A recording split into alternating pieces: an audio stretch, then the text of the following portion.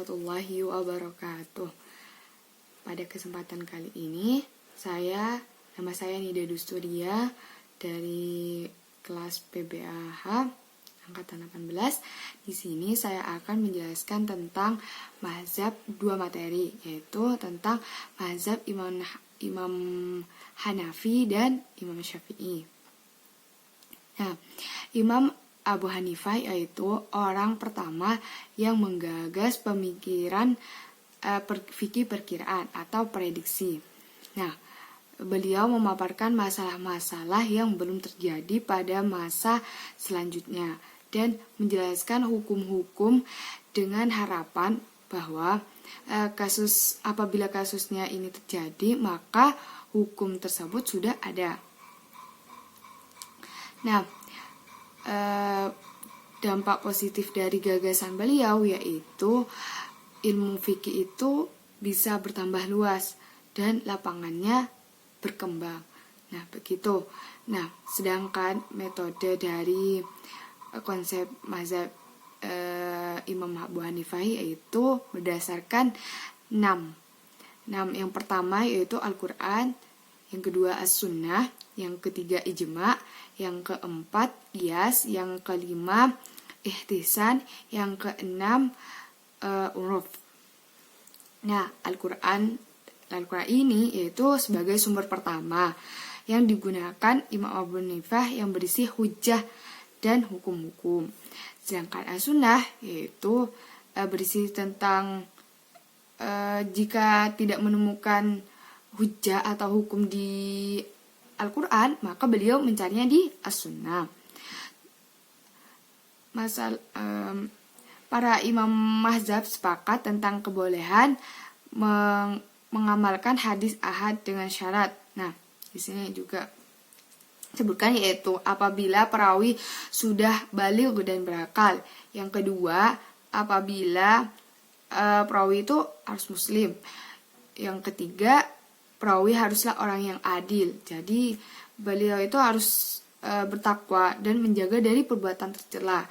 Apabila dia pernah melakukan maksiat satu kali, maka hadisnya tersebut langsung dhaif.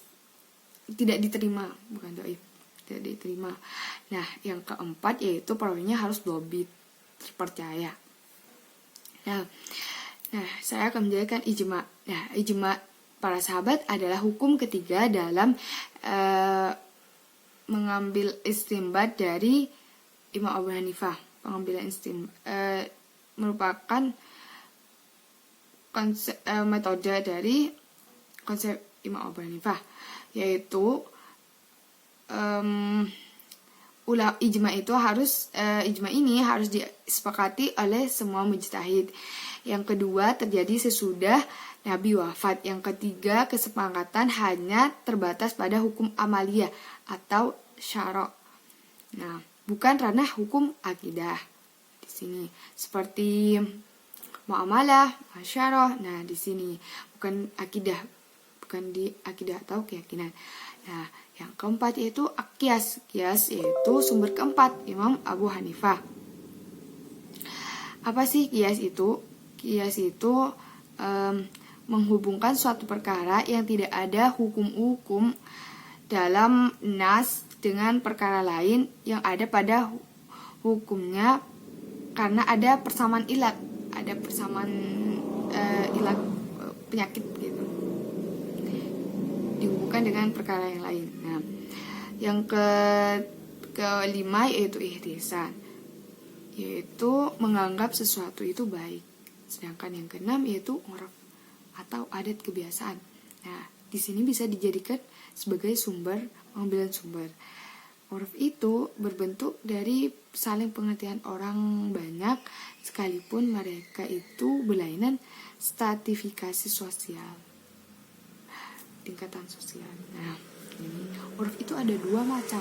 Uruf sahih yaitu dikenal manusia dan tidak bertentangan dengan dalil syara'. Yang kedua, uruf fasid. Jadi ini dikenal manusia dan bertentangan dengan syara'. Nah, di sini. Nah, ada 3 karya besar Imam Abu Hanifah, yaitu Fiqhul Akbar, dan kedua Al-Qalim wal Mutakallim, yang ketiga Musnad Fiqih, dan juga masih banyak lagi karya-karya beliau. Nah, karakteristik mazhab Imam Hanifah yaitu beliau itu mengedepankan kepada ro'yuh apabila hukum masalah tidak dapat ditemukan. Jadi beliau ro'yuh, memikirkan. Soalnya beliau kan perkiraan, prediksi yang tidak dapat ditemukan dalam Al-Quran dan As-Sunnah. Baik As-Sunnah juga ijma dan qiyas. Nah, juga beliau itu terkenal dengan ihtisan, menggunakan ihtisan, yaitu yang ini jarang digunakan oleh mazhab-mazhab lainnya. Jadi ini karakteristik yang mencolok pada Imam Abu Hanifah. Yang ketiga, kebenarannya menyelami suatu hukum, mencari tujuan-tujuan moral dan kemaslahatan yang menjadi sasaran utama dari mensyariatkan suatu hukum.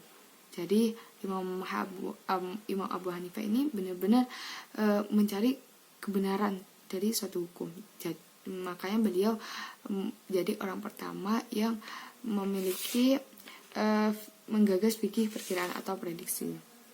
Nah, sedangkan sejarahnya Imam Abu Hanifah, Imam Hanafi yaitu pada awalnya itu Imam Hanafi ini senang sekali belajar ilmu qiraat. Kemudian beliau berganti lagi belajar ilmu tajwid, kemudian nahwu, shorof, sastra, syair, dan ilmu kalam. Dan yang terakhir beliau sangat sekali menekuni dan mendalami ilmu fikih di Kufah. Nah, itu sedikit dari sejarah pendidikan dari Imam Hanafi. Dan materi yang kedua yaitu tentang mazhab Imam Syafi'i. Nah, Imam Syafi'i ini menjadi taklidnya dari rakyat Indonesia. Kebanyakan masyarakat Indonesia mengikuti mazhab Imam Syafi'i. Nah, mazhab Imam Syafi'i ini mengistimbatkan atau menetapkan atau mengambil hukum itu memakai 5 dasar. Yang pertama Al-Quran, yang kedua As-Sunnah, yang ketiga ijma, yang keempat qiyas, yang kelima istidlal.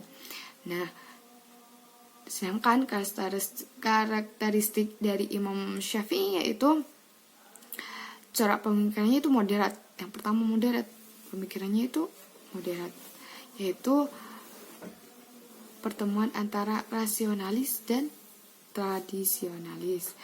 Sedangkan yang kedua menolak ihtisan. Nah, Imam Syafi'i ini sangat menolak ihtisan dan menolak masalah-masalah, juga menolak istihsan dan masalah-masalah. Yang ketiga, ciri khas dari mazhab Imam Syafi'i yaitu dinamis. Jadi bisa tidak kaku gitu. Bisa diterima dari berbagai kalangan. Nah, yang keempat, Imam Syafi'i itu menciptakan qaul qadim dan qaul jadid. Nah, dan ini produk dari mazhab Imam Syafi'i.